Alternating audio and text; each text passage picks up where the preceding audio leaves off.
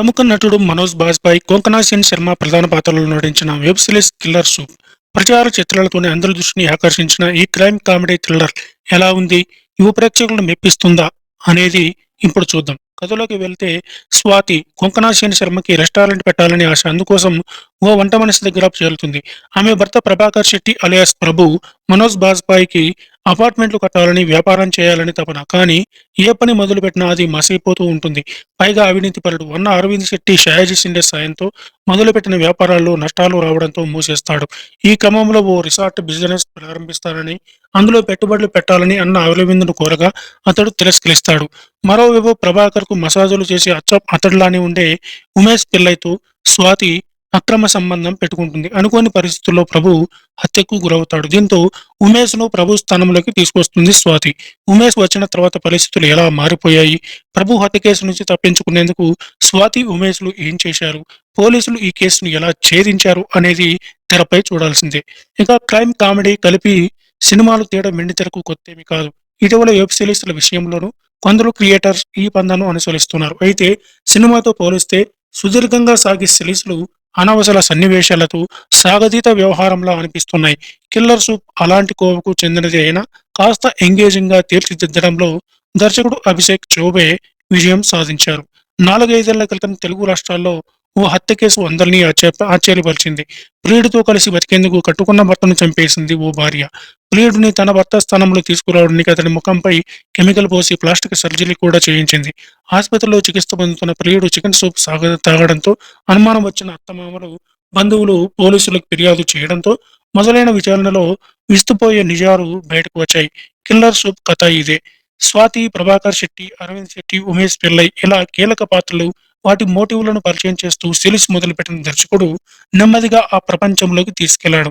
వివాహమై 20 ఏళ్లు అయినా భార్య చేసే సూప్ కూడా నచ్చని భర్త, ఎప్పుడప్పుడు భర్తకు వచ్చే డబ్బులను కాజేసి ప్రియుడితో గడపాలని ఊవిళ్ళూరే భార్య, తమ్ముడి సామర్థ్యంపై ఏమాత్రం నమ్మకం లేని అన్న, తన వద్దకు మసాజ్‌కు వచ్చే వ్యక్తి భార్యతోనే అక్రమ సంబంధం పెట్టుకునే వ్యక్తి, ఇలా ప్రతి పాత్రను డీటెయిలింగ్‌గా పరిచయం చేశారు. స్వాతి అక్రమ సంబంధం ఫోటోలు బయటపడిన తర్వాత కానీ కథలో వేగం పుంజుకోదు. అప్పటి నుంచి పలు కొత్త పాత్రలు వస్తూ పోతూ ఉంటాయి.